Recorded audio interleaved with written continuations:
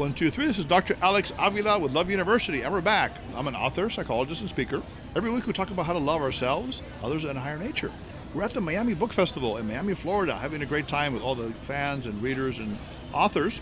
And we have a wonderful guest next to me right now, Macarena Luz Bianchi. She's a personal empowerment coach, glorious living author, speaker. They also call her the virtual fairy godmother who loves flowers, tea, and travel. She's a spiritual author and speaker on empowerment and wellness. Welcome to the show, Macarena. Thanks for having me. We were kind of joking around about the name Macarena is a dance, but also something else. Tell us what that is. Actually, originally Macarena is the Virgin Saint of bullfighting in Seville, Spain. But if you look up the meaning, it actually means Mother of God. Oh, wow. Okay. Yeah, very few people know that part, but a lot of see. people have heard of Macarena from Seville, La Virgen de la Macarena. I see. Okay. And you like dancing too, I imagine. Of course I do, but not to that song. Not to that song. Okay. Little Now, traumatized. Yes. Oh, you're traumatized. Why? Oh, because Well, my name was really unique and different. And then before the song. Before the song. Okay. Then Yeah, the song and hits, then this thing, like, it knew no boundaries. Like, people send me postcards from Africa, and they're like, they know two songs. The Okay. Beatles, I Want to Hold Your Hand, Okay, and your okay, song. I'm like, okay. great. I guess, yeah. If someone calls you the Twist or something else, or you know, Could be worse. Yes, exactly. Now, you're an interesting person because you say you work helping people with glorious living. That's right. And you say you deserve to live with wonder, wellness, and wisdom. So that idea of gloriousness, what does that mean? Because I hear it kind of in a spiritual way. How do you define that? I find that most people are so distracted with the day-to-day, they forget the truth of who they are. And we are glorious. So I think most people walk around thinking there's something wrong with them. So I help them understand that there's actually nothing wrong with them. Everyone's innately glorious, and not just from a spiritual perspective. I'm talking more, there's the energy of that, and that there's nothing we need to do to be worthy. Most people have it backwards. They think it's like their output or what they provide that creates their well-being. And you mentioned wonder, wellness, wisdom. What I like about that is it's not only the destination of glorious living, it's also the pathway of how to get there. And if you think about it, wonder is the most glorious expression of spirit, and it's a way to ground it in this reality.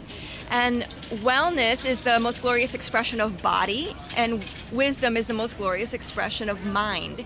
So I find that the three, that's what creates real grounded balance for people to connect to that deeper side of themselves and live more fulfilled lives. It's interesting. And they did mention that people feel less than worthy. Yeah. People, psychology would say low self-esteem or self-efficacy or other terms. Now, that may come from childhood, maybe it's genetic, maybe it's environmental.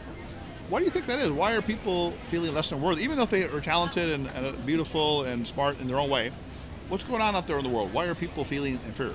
Well, I think I call life a theme park of experience. Okay. Not coming from That's a fun. bad place, but it's a theme park of experience. So we're here to expand, not because there's anything wrong with us. I think it's more expand into who we truly are. So, it's like you're going to have a theme park. You're going to have like maybe some scary rides, right? Some challenging rides. I was in a recent one, the roller coaster. I'll never do it again. But it was kind of like you thought you were going to die. So, is that good or bad? That kind of experience, the roller coaster. It made you expand. You may not want to do it again, Of course, yeah. but it definitely made you more than you were before, right? Like That a experience. nice little water ride or something relaxing is cool. I like those too.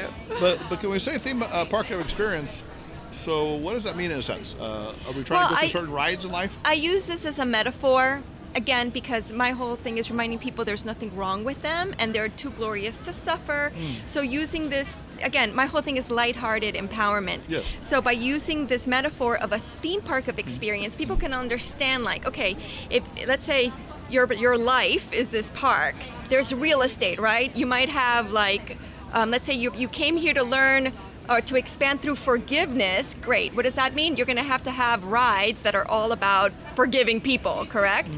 So when we think about it in that term, it's a fun, lighthearted, playful way to think about it. Like, oh, if you've had enough of that, you can remodel your theme park. You're not stuck with that. Free will allows you to look at those lessons, expand through them, work with them, and if you've had enough, just remodel your theme park. I like that. Now, by the way, our producer Reggie's over here helping us out. Reggie, can you step over here? I want you to see if we can help Reggie. Macarena. Now, Reggie's a very nice guy, but he's very shy. He's never had a date before in his life. I don't believe that. He's about 28 years old. He's actually autistic, but functional. Now, what's your advice to this young man? Because I think he is a little shy and introverted at times. Reggie, tell us your experience with women. Well, I want to clarify. I have done the date. I dated once before. What? Okay. One time. Okay. Oh, okay. Yeah. So what's been holding you back? Is it lack of confidence? Definitely, that's been a part of it. And, just being authentic myself. Being true to that part of myself. That's my authentic self. Feeling like I have to accommodate others at the expense of myself, and I think that wouldn't pick up on that. So you're in the friend zone, Macarena. Yes. So every woman thinks he's a friend, he's a listener, but no romance. Give him some advice. Oh wow! Well, this is this is more than like a quick thing. However, there's no one in this world like you, and no one is going to be able to play you better than you. So, for example, I used to be a film producer. If you look at your life as a movie, right? You are the director. You're also the leading man. Okay? And because we're infinite beings, you can play different roles so you can find your confidence. So for example, let's say, what do you like to do that's like athletic? Is there anything? I used to really like running, just running. Well, he's actually Okay, a nerd or geek, so we call him. Yeah, so am I. I relate. So I think the best way to meet people and have that intimacy is to really, first, you have to treat yourself like the precious person that you are. And whatever you think you want from somebody else, you need to find that in yourself. So a lot of people think like you're one half looking for another half. I think that's BS. You are, let's say, a candle. Let's say you're a beam of light, and the other person's a beam of light. And when it works, you come together, you shine brighter. That's the point. It's not about taking something from someone or giving up part of yourself. That's not what it's about. And the best way to share with another person is to truly be yourself. Do whatever you love, and I bet you're gonna bump into someone that's gonna align with you. But anyway, I have a program, by the way, called the Hot Project, which is 10 steps. I call it the Hot Meter, where we go through 10 areas of life to develop confidence, like piece by piece, because what you're talking about. So he's going to be a hot. He's going to turn him into a hot. He can feel like that inside, which is really what matters.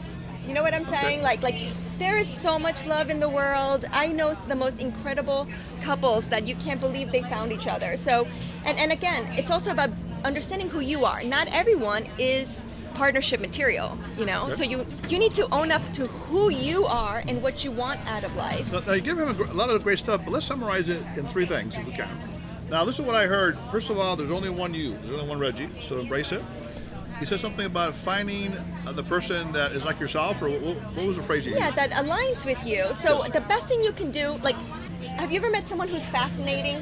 Yes, Yes. I definitely have. So what fascinating people, if you break that down and you understand what's happening is, they're so in the moment and they're so into what they're doing that it's magnetic. Okay, so number 1, be in the moment in what you're doing. Now, he's a great producer. He likes politics and technical things. Also movies, too. He works in the movie theater.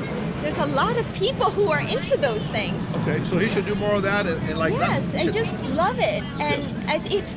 it's so natural. I think people say it's so hard to fall in love. No, it's not. It's like we're wired. It's the most natural thing to do to connect with people. Okay. So I think what people need to do is get out of their own way. Uh-huh. So get your mind out of it. Like tell them, okay, thanks mind.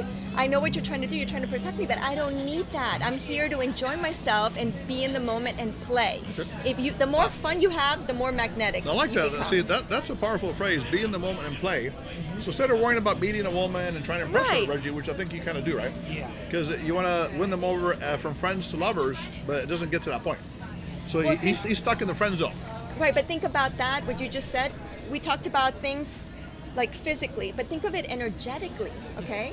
You've met people that are not in the moment. So what does that mean? If they're too like intense about it, what energetically people back off. So think about Has this it happened to you, Reggie? Were you too vibe. intense with ladies? Oh yeah, definitely. It has. Give us an example of that. An example? I've had where I've asked to join a woman, like whatever, like hang out with her or whatever, and she wouldn't say no, but like she kind of like evaded, like dodgy about it. And finally, I'm like, hey, I want to maybe hang out another time, and just like no reaction. I'm like, oh, okay, well. Okay, so I Macarena, he's understand. getting an evasive woman that don't want to hurt his feelings because they like him Yes, as a nice friend. yes, But yes. what do you think of that from a woman's perspective? Oh boy, that's a whole other show. Again, if you have fun, if you focus on the fun, and I really like radical honesty. You know what I mean? Sometimes women find that hot because a lot, you're thinking like, do they like me? Do they like me? They're thinking the same thing. Oh, how does he like me? So there's different. This is a very complex topic. However, there's always like when you're getting to know each other, and be honest. I love that you love movies. Speak like that, and you'll know whether they grab on to that. Oh, I love that you love that I love movies. You know what I'm saying? So play with it. Be very patient and flirty, and then when in doubt, say the truth. I feel there's a connection here. What is it feeling to you? Is this like a friendship connection, or you think there's a greater possibility? If you have the cojones to be that honest, women find that super hot. Reggie, you gotta get some cojones. He's got them. Okay, so Oh, Macarena, poor Reggie. you're a lot of fun because you're saying he has to enjoy life, be fun in the moment. Yes. Also, you said radical honesty. Yes. Be true to yourself, and you said be patient also. So those That's are right. three things. So you do work with relationships, I think, right? To help people learn how to have glorious, intimate relationships. All kinds of stuff. Yes. Relationships, careers, you name it. Health, well-being. I see. So how about for a couple, like let's say they are not in the honeymoon stage anymore, they're into the fighting stage. Yeah. Which is common. Yes. How do you get them back into the honeymoon stage if that's possible? Oh, it is very possible, and I actually love working with people like this. I've been through this stage myself. Okay. And what really matters is focusing on what you love about each other. Right. And again, being in the moment. Because it happens, autopilot is, most people fall a victim to autopilot, whether it's at work or in your relationship or whatever. So usually couples get into that because they're in autopilot. They think everything's been done, they think everything's been said, and that's because they don't understand that when you're in the moment, everything's a possibility. And that's how the easiest way for couples to fall in love, again, you've got to want to. You've got to really respect the relationship. You have to keep it precious. And again, have fun and reminisce about what you love about each other and focus on that. It's very easy to take the slippery slope, take the bait of everything that's wrong, but everybody can do that. So it really takes a conscious being, someone who really wants to save their relationship, and you've invested all this time, you have this history. Why throw in the towel when you can just get deeper intimacy? And the best way to do that is to be kind to each other, and again, be in the moment and not take each other for granted. And it can happen to everybody for a variety of reasons, work, stress, kids, you name it, it can happen. So I think it's once a month, I recommend all couples to treat each other like you just met and you want them to be your partner. Okay. I think that's a good... So treat each other as if you just met them. That's Yes. a pretty powerful idea. The word autopilot is like a mechanical kind of thing. Like we just had a guy on the show talking about zombies. Yes. He's a fiction writer, but he said nice. zombie as like a depressed person that's disconnected. There's a from movie themselves. about that. Oh, is there really? Shaun of the Dead. It's it was like one of the first. It's a funny movie, right? Yeah, it was one of the first zombie comedies that Okay. brought back the genre, and Yes. it was about that, people in autopilot. Right, kind of happens to them in daily life. So why do you think that is? Why are people, not just in relationships, in general, like going through the motions? They have coffee, they have sex, they go to work, they come back, they sleep, and then they die, and that's it. So what's going on with that? I think it's not being present because, you can have sex and not be present, or you can have sex and be present, and then it becomes the most glorious thing. Same thing with the coffee. You can just have your coffee, or you can actually savor the coffee and enjoy the coffee like it's the most glorious coffee you've ever had in your life. So I think because most of us are overachievers or just, in life, we've got so many concerns. Our brains are always so directed. Right. It's really rare that we allow ourselves time to play or be and enjoy, just be. So I think that constant focus, it's a survival mechanism in a lot of ways. Yes. So we have to remember, like, wait a second, I don't have to be, or usually sometimes something traumatic happens, like you're going through an illness or a move or something, sometimes business, sometimes chaotic things happen, more than the normal stress. And then sometimes we have like a little PTSD, and it's hard to get back to being present if you're not paying attention to your mind. And then usually what happens when something will happen to make you aware that you're in autopilot, like your partner is going to be unhappy, or your kids are going to act out, or something's going to happen, you're going to trip and fall. Something's going to happen where it's like, oh, wait a second, I'm not paying attention. Now, Macarena, it's amazing. You speak pretty quickly. It seems like all this is coming through you. Do you feel that you're channeling this? Is there a higher power? Because you're talking about something called the wizard, and you also mentioned Akashic Field. So, yes. So what does that mean, actually, the word Akashic Field? Akasha means prana, the substance from which all life is formed. And they say that they also refer to this as 0-point energy, like the unifying theory, the God particle. There's this energy that everyone's connected to. Like, for example, if I tell you to act like a pirate, you know exactly how to do that. If I tell you to act like a CEO, you know how to do that. If I tell you to act like a monkey, you know how to do that. Where does that come from? There's a shared experience that we all share. So Awaken the Wizard Within is a program I created to help people connect to their energetic team. Everybody has a team of, you can call them guides. I did not have a religious upbringing, so I'm pretty neutral about them.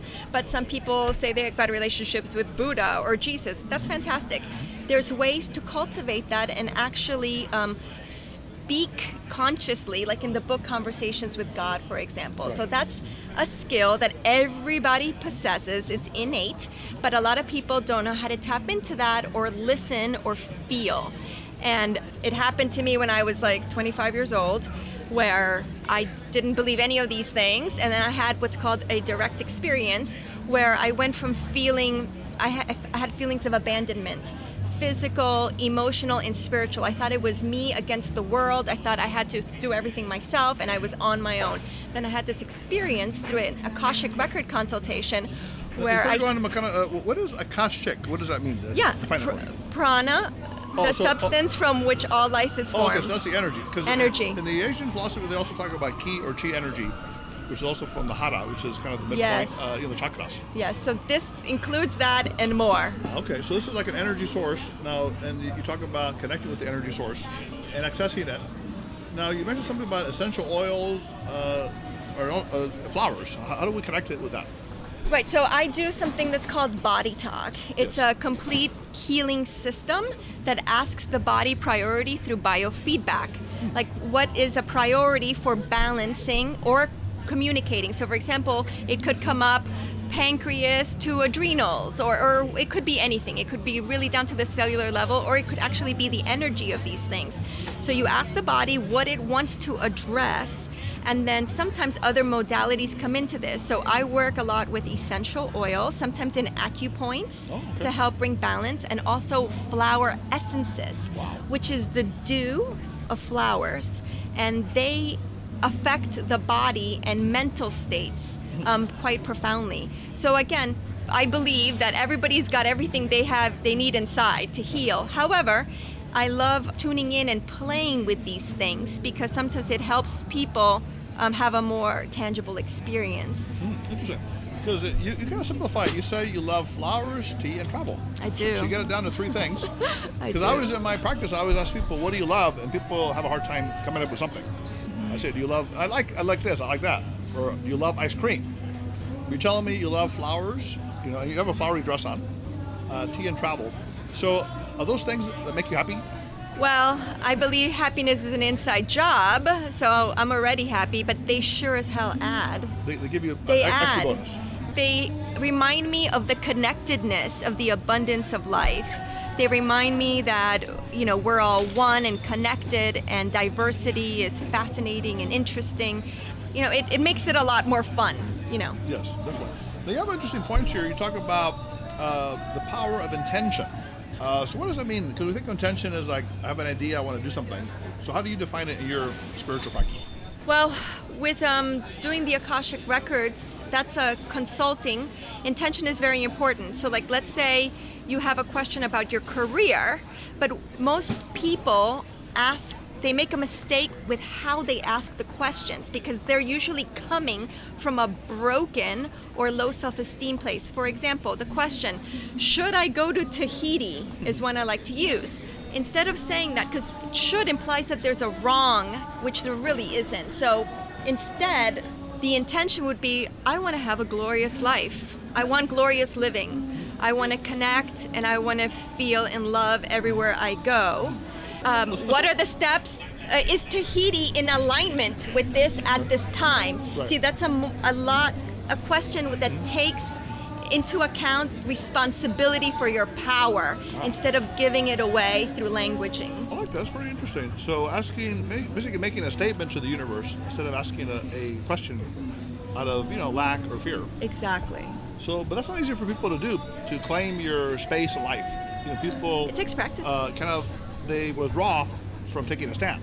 Yeah. You're telling Reggie to say to someone, hey, this is what I love to do, you love it too. That's not easy to do for an introvert or shy person. Sure. So how do you teach people to do that? Let's say they're insecure in certain areas of life, and you want to get them to that stage where they can start to claim, like you said, their birthright. I say like you're a king or a queen by birthright. Yes. To start to claim that, how do we get them to that point? I think practice and play is the way to do it. Because if you think about it, a friend of mine just had a baby and she told me the most amazing story. She wanted to take her baby to a music class, and it took about 6 sessions for the baby to stop screaming and hating it. Most people would have given up on the first one. Oh, she doesn't like it, forget it. But then you deprive the child of a lifetime of loving music and understanding this language, love language, so early on. So anyway, so it takes patience. You can't expect, if you're afraid of heights, you can expect to just jump out of an airplane. It's gonna take, you gotta work up to that. So if you can figure out how to have fun with it and look at what you think is gonna hurt you in the process, again, we shine the light on it. But again, these are processes, and not everybody what do you mean likes to jump off the deep end. What do you mean by hurt you? You mean your fear that you'll be hurt? Exactly. So for if someone's afraid of heights, it's because they think they're gonna die. Right, usually, right. That's a real obvious one. They have like obsessive compulsive disorder when they think the germs are going to kill them. Yes. So they have to wash their hands 100 times a day. Yes. Now that may be a little. How do you deal with that? Do you ever get like serious people in there in your thing? That I haven't. I've met people like this. Right. They have to wash their hands, so they're afraid that they will die from the germs. Exactly. If you tell them you're not going to die, they don't believe you. Yeah, they have to feel it. They have to have an experience. Yes. So I think that's, again, I like the holistic approach. Most people have a lot of common sense, so they're going to do what makes physical common sense. But a lot of times, and then there's the emotional. So you have to handle it emotionally, you have to handle it mentally, you have to handle it physically, but then you have to handle this energetically. So in a case like that, I would look through these energy balances to see what's the cause of this. And usually it's stuff like that is like a past life trauma. And usually past life trauma has to do with lack of forgiveness. So there's certain patterns that come up with these things. Okay, so it's a complicated issue. But I like what you said, practice and play. Because practicing is discipline. It's a hard work. But sometimes you get tired of it. Like if you're working out every day, there's what we call a cheat day. Sure. You heard that, right? We can have some Sure. sweets. But you kind of relax a little bit and, kind of get back into the flow. Now, the other thing you talk about is allowing instead of fighting. You talk about aligning with your glorious nature. So a lot of people fight. Like Reggie was saying, he tries to call the girl and she's not interested, and vice versa. So how do we start doing that alignment stuff instead of fighting for what we want? Don't give you some good ones, right? It's only 5 o'clock here. time for dinner, right? Well, I think this is why people need help. This is why people need coaches. You know what I Yes, mean? Because, right. again, we relate to each other because we're our own blind spot. So this is why people need help or buddies to help each other out and say, hey, so if he doesn't work with a professional like me, he can work with a friend and say, hey, let's talk about what we think our shortcomings are and support each other by pointing them out and gently helping us face them. So, we need help. You can deny everything on your own, but the moment, like, let's say you move in with somebody, you're gonna see all your stuff reflected back at you. But what would be a little tip you can give a person like Reggie or someone else that is fighting for something but not aligning? So in other words, they're expending excess energy. It could be like getting a new job. I can't get the new job I want, the career. Again, we're talking about energy. Yes. Because again, they've got the action down, right, but the intention sounds like it's coming from lack or fear or a combination of that. So I would say take a moment and stop doing everything and just measure your vibe, like a vibe meter. What am I feeling? Does this feel good? Does this feel bad? I feel too intense. I feel anxious. People feel everything you're feeling, other people are going to feel it. And if you put yourself in their place, do you want to be like, hey baby, to somebody that's like freaking out anxious? Of course not. That energy is not conducive. So I would take an energy inventory and just focus on your vibe instead of action oriented. Because sometimes, like you said, we're too action oriented, but we're not, the foundation we're coming from is not clear. I like that. So you're very energy focused in terms of people's connections with others and themselves. And you also have a kind of a nice phrase. You say, to be a lighthouse, centered and strong, you can be around what we call tugboats or pushing and pulling. That's right. But you're the light. And we talk about that Love University is to be like the sun. Nice. The sun shines energy on everybody, the short, the tall, the whatever it is. But the sun doesn't get mad if people don't respond to it. Some people don't like the sun, they cover up. Some people love the sun. So the idea, if you keep shining like the sun, right, eventually you'll have a connection with life, So that's our idea.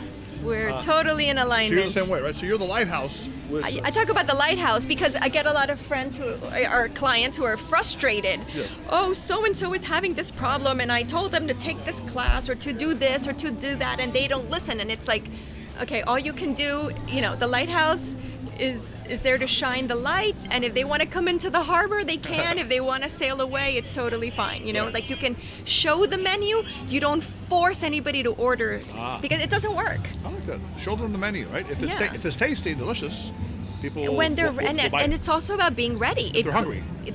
That's right. They might not be hungry, or there's food. so many.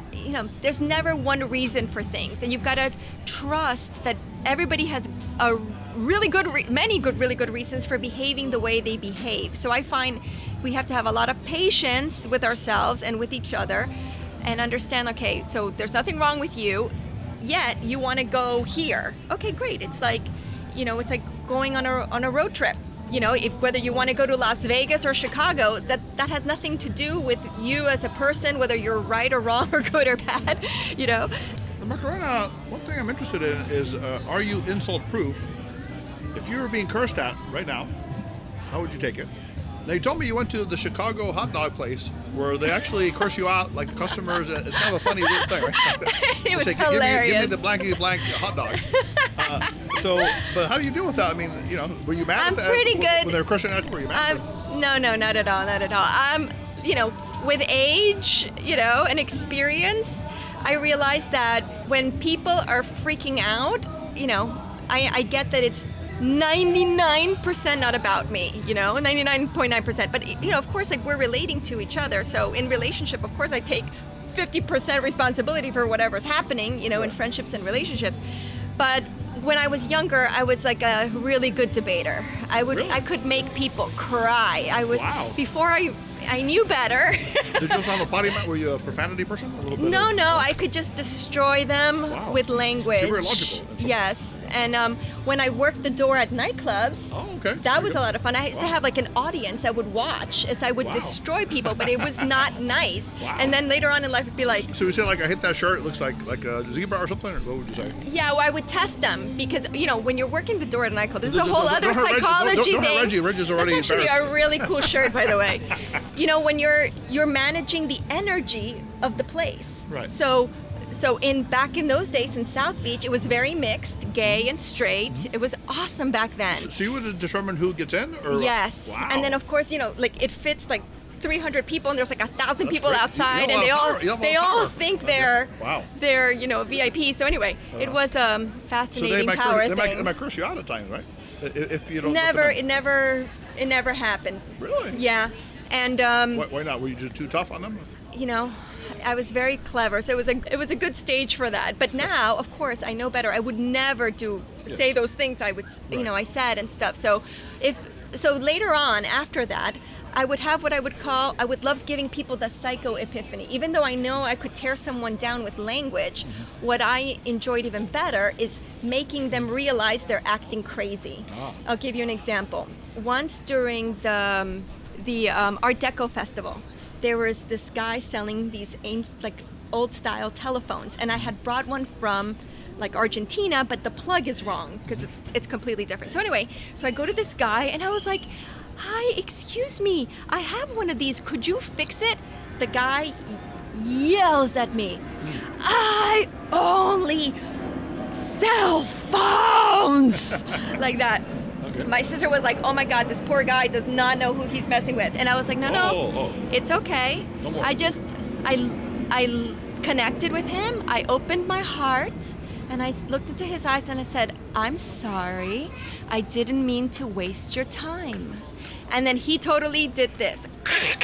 I'm a jerk, Oh, okay. And then I was like, he just had the psycho epiphany. Mission accomplished. So I find that when people are acting out, it's usually not about you. It's about them. And, we've all had tragedy in our life. We can't assume why someone is upset. And I find that sparring with them is usually not the way to accomplish anything. So Interesting. love and kindness seems to rule. But when you're younger, you wanted the ego thrill of the victory verbally. Oh yeah, that's when like a lawyer loves that, Of right? course. You're the. Thank God, I would have become a shark had I gone to law school instead of film school. Make a lot more money. But the other thing is, you said you give them compassion and empathy to the people that are angry at you, right? And also you hold the space for them to have peace and calmness. Yeah, And what I say is you extend the loving energy without expectation. that's right. But it's not easy to do though when people are yelling at you or negative to you. So do you detach yourself for the moment? I mean, you might feel a little bit of anger, perhaps, right? Nah, in those, I mean, no. you don't anymore. No, it's very rare now. I mean, you can be, but if you're aware of the anger, that's okay. Like you kind of can feel it, but you don't have to respond. Yeah, injustice gets me angry, but it's rare that people, because I understand enough about behavior where it's like, oh, I see what's happening. Oh, this isn't about, most of the time it's not, it usually is not about what's happening. Like even, this is something I talk about with my clients a lot and my students, like things are not what they seem. So like career is not about, like let's say if someone makes watches and sells watches, that's not what it's about. Again, the theme park of experience, that provides a space for the individual to expand. It's the setting, it's the set, like in a movie. So it's usually not about the thing. So I've been in car accidents and I knew, okay, it's not about the car accident. This is about something else, allowing me to see how people react in crisis, how I react in crisis, finishing unfinished business with people before moving, all kinds of stuff. So you're kind of a higher level of thought elevation in some ways, yourself, evolutionary wise. I guess. You see it different, Yes. In other words, you don't react, but you kind of see the big picture. Yeah. So that's a nice place to get to eventually. And you want to help people do that, right? A lot of what your work is helping people get to the higher levels of who they are. You call it the wizard or glorious living. They're actually beautiful terms. Thank you. So there's a lot of energy you have here. I can see that. And you're channeling that. It's coming from something, I think. Maybe from a higher source. It is. I think I've learned how to get out of the way. Good point. That's a powerful phrase. Yeah. So instead of trying to control everything, you kind of like... Which I used to. I was very heady. Control freak? Totally freak. recovering control freak. When I thought it was me against the world, you better believe I was all about information. I thought I needed to protect myself. But I really don't think like that anymore, so it's way more fun. What was your, was it Epiphany or whatever? What was that turning point? It started with that Akashic record consultation where when she opened my records, I felt I had what's called a direct experience where I felt that I was not alone. Whereas before, I really felt like it's me against the world. If I need to do anything, I have to do it myself. I have to save the world, all this stuff I thought as a young person. And when this happened, it was like, whoa, not only am I not alone, nobody is. Everybody has a team of energetic assistants helping them out. But again, nothing can happen without our permission. We have to ask. So we have to be involved in our energetic life more consciously. Very beautiful. Mercury, it's been a pleasure having you on the show today. Where can people hear more about you? Do you have any books, courses, things like that? Yes. Please go to my website. It's macarenaluzbianchi.com. MacarenaLuzbianchi. I also have some Facebook groups. I have Awaken the Wizard Within, which is welcome to anybody with metaphysical interests, as well as Wonder Women Confidence, which is specifically about women's self-esteem and relationships. I've got courses, and I've got an arsenal of books coming out in the near future, all kinds of stuff. That's incredible. Well, we'd love to have you on again, maybe collaborate with you when you get out to LA. Do you ever come out traveling much? I love LA. I went to grad school there. Oh, perfect. Okay. So, we can see you out there. Yeah. We also put up some conferences and seminars. So, yeah, because you're really inspiring a lot of people. Thank you. You really care about people. I can see that, inside you. So it's wonderful to have you on board, and we'll see you next time. This is Dr. Alex Avila, Love University. Thank you very much, Macarena. Thank you. It's been a pleasure. It's been fun. Okay, thanks. So, Love University students, if you have any questions, you can email us at loveuniversitylove@gmail.com, 310-226-8090. Visit us at loveuniversity.love. Like us on Facebook at Love University Podcast. Follow us on Twitter and Instagram at Love_U Podcast. Until next time, Love University students, put away your notepads, your books, your iPads, and this is Dr. Alex Avila.